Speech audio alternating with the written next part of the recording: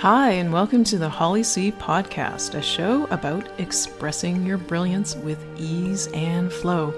I'll show you how to take the woo-woo out of the clouds and apply it to real life for effortless action.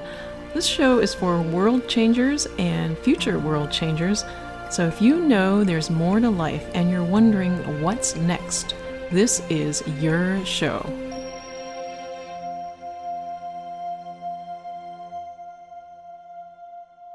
Hi, I'm Holly, your host. I'm a dragon spirit guide, and I receive wisdom from the universe that I pass along to you to help you express your brilliance with ease and flow.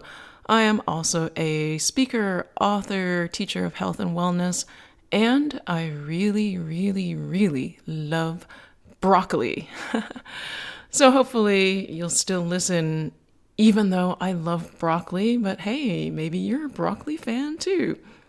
Today's show is about 3 myths regarding enlightenment, revealing the truth to set you free. So there are a lot of beliefs surrounding enlightenment.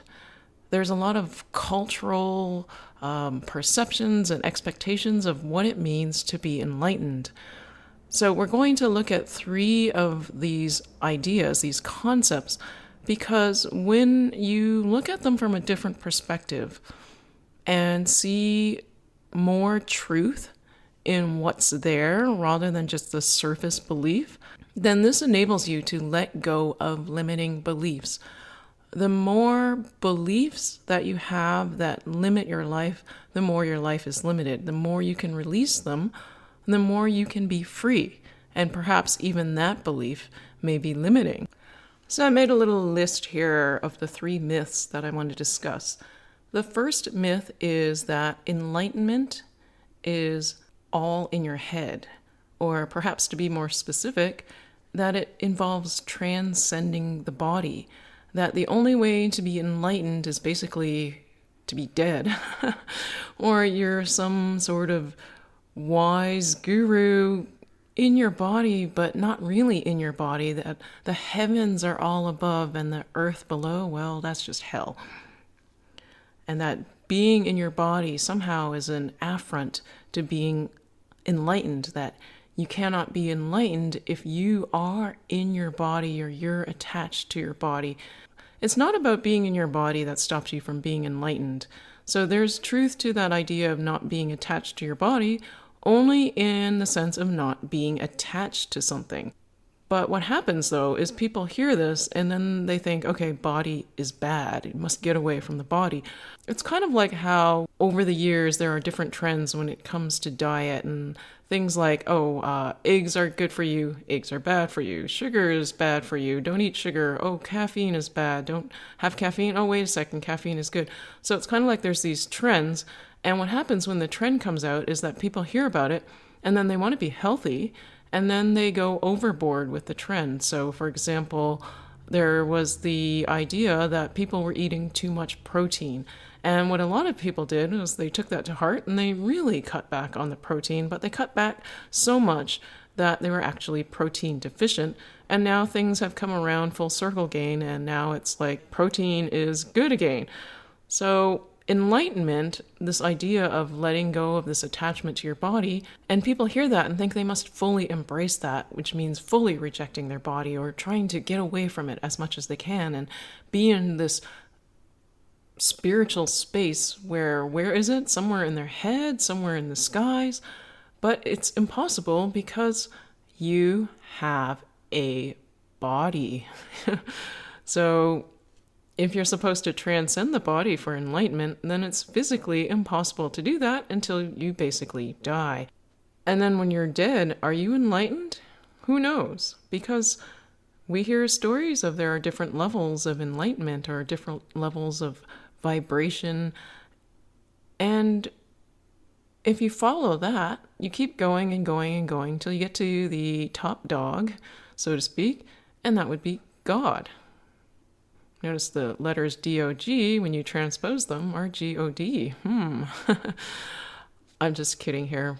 We can use the universe, whatever word you want to use for this supreme being that is all enlightened. Now, if we get to that level of totally transcending the body and that being the highest level of enlightenment, why then did the universe or God create physical matter? Why did they create human beings? Why did they create you? I compare this to like going on a road trip and deciding you want to stop and get some pizza. So you go to the pizza place, and once you enter those doors, you go, oh my God, choice of word on purpose. Oh my God, there's pizza everywhere here. I have to get away from here. There's too much pizza. This is going to stop me from my journey. I cannot have this pizza because it's going to completely overladen me. I got to get rid of the pizza. And so a person stops in the pizza place and they try to get rid of all the pizza. And then they leave the store and they think that when they leave the store, everything is solved and they're back on this enlightened journey or this enlightened path. But why stop in the pizza place in the first place? You stopped to have pizza. So if you are the spiritual being reincarnated in this physical body, why did you make the stop in this physical body? Because you wanted to enjoy pizza. I mean that metaphorically, comparing to the pizza place, where you made a stop because you wanted to enjoy what this place has to offer. You wanted to have this experience. Does it make you less enlightened? No, it does not. The enlightened experience is in your body, and your mind might chew on that for a while. It may take it literally. It may start to see more layers to that statement. I'm going to repeat it. The enlightened experience is in your body. Just let that percolate in the back of your mind. Try and feel it in your body. And notice the difference between the two when you think about it versus feeling it in your body. Okay, let's get on to myth number 2. It's all or nothing. So enlightenment, you either are enlightened or you are not enlightened. This kind of implies that you're in this darkness until the light switch is flipped and then boom, you're enlightened. And we've heard stories of this, but we've also heard stories about some guy having wings flying up too high into the sun and that melting the wax in the wings and him plummeting down to earth. And we've also heard stories about some fat guy who lives up in the North Pole and comes by once a year squeezing himself down the chimney and bringing gifts for children. Have you ever met an enlightened person? Like in the sense of that story of the person who was going about in their darkness and then the switch was flipped and then they were enlightened? Maybe you have. But have you really gotten to know them? Do you really know who they are? Forget about all the stories or people you see like the Dalai Lama. Who do you know personally that fits this story? Because even these people, the myths about them can become greater than who they are as a person. So more fantastic and more embellishments, and it becomes like a persona and not who they really are, which is kind of counter to what their teachings may be. But it's that we're buying into this idea that the enlightened person is some sort of guru that is all or nothing. We're buying into this myth that this enlightened experience is some sort of transcendence from the body, from this day-to-day stuff that people deal with. And somehow we extrapolate that to mean that if we have these concerns with our day-to-day lives, with rent, with mortgages, with jobs, with conflicts in relationships, then we can't possibly be enlightened because it's all or nothing. You're either sitting on a mountain, meditating all the time, or you're like everybody else. You're this unenlightened heathen fool. By extension, if you're not enlightened, everything is an illusion and your ego is in charge and it's all meaningless. And how can you live life thinking everything is meaningless? You may not consciously think that, but if you're trying to be enlightened and seeing that as an all or nothing end goal, then there's a part of you that believes that how you're living now is not good enough. I want you to take a moment. We're going to do a little exercise where I want you to think about someone you love or something you love doing. Think of a moment of bliss that you've experienced in your life, a moment of creativity where you felt amazing, you felt free. It might be an achievement, it might be a moment in a relationship, the birth of a child, spending time walking on the beach with your pet. Just think of that moment right now. And feel into your body. What are you feeling? Are you feeling relaxed? Feeling that joy? Feeling that moment of peace and bliss and wonderment? Maybe it's like a creative moment for you, or spending time outside, or bungee jumping, and that moment just as you jump off the cliff. And feel into that. Don't just think about it, feel into it.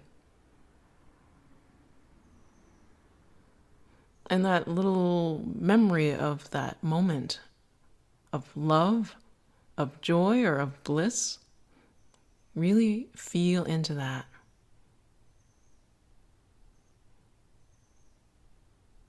Would you say that experience, that moment, was not good enough? Was there not a moment of enlightenment there?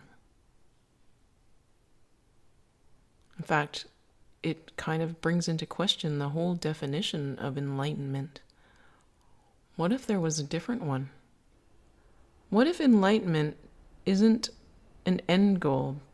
What if enlightenment is a journey? The journey of your entire life. There's no end goal, that you transcend all. And how does it change things if there's no high score to achieve? But instead, life is a journey worth living. And it's living your life, which is the expression of enlightenment. And that brings me to myth number 3, that enlightenment is for other people. It's not for you. And it's not because there isn't the desire. It's because there is, going back to myth number 2, this sense of not being good enough, because enlightenment has to be this all or nothing thing. But if it's the journey of your life, then enlightenment is for you. You're not too lowly, you're not too worldly, you're not too material, you're not too attached to your body, you're not too full of ego to be enlightened. What if enlightenment isn't just for that old dude sitting on a mountain or some guy sitting under a tree? What if it could be for women too? For children, for babies, for even that crotchety old guy who's not sitting under a tree or living in a mountain? What if enlightenment is for all? Because the idea of a spiritual guru separates you from enlightenment, because that person is elevated to you. You see them as better than who you are right now, which implies that you are less than. You're this lowly worm compared to this enlightened mountain man. What if you are as capable of enlightenment as anyone else? Because it's an enlightened journey, your whole entire life. There's no end goal. There's just living. Take a breath and let it out. And on the next breath, just really feel into your body, taking that breath in and relaxing. Was that an enlightened moment for you? And recognize too that you don't have to be in that moment all the time, because you're still living, you're still breathing, you are still here. You are good enough to be enlightened. Enlightenment is letting go of those beliefs that don't serve you, such as the belief that you're not good enough. The belief that enlightenment is for others, not you. And what if enlightenment isn't the end goal? Because it implies this idea of transcending beyond who you are right now. And that implies that who you are, there's something wrong. And your mind is starting to see the paradox now. And you're starting to feel that paradox in your body and recognize it because it's the truth. If you are good enough now, there's no need to transcend the body. There's no need to achieve enlightenment. You can toss all that out and actually start living, focusing on that and experiencing. It doesn't mean you toss out growth. It doesn't mean you toss out exploration. On the contrary, you embrace it because you realize that whatever you embark upon, you're good enough to do it. You're enlightened enough to do it. You don't even have to get caught up in enlightenment games. You can just be. And there's a lot of teachings about being, right? And I kind of got morphed, sort of like the don't eat protein because you were eating too much protein diet. So being was once about getting away from doing. Just do nothing. Be in the moment. Just be. And people were so caught up in the being that they weren't being. And now you know the truth. And it can set you free. And that brings us to the end of this episode. I'm Holly C. I appreciate you listening. Have a wonderful day, and I'm signing off for now. Bye.